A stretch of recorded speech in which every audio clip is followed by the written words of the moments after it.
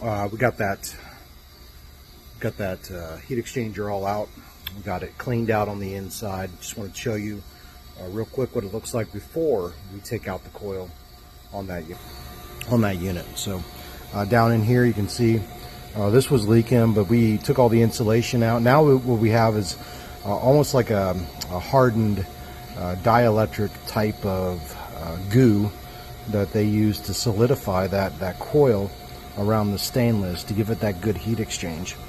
We're not going to be able to duplicate that in any way, shape, or form, but we will try to get that coil as tight as we can up against there. Now, to get this coil out, what we're going to do is heat up this exchanger.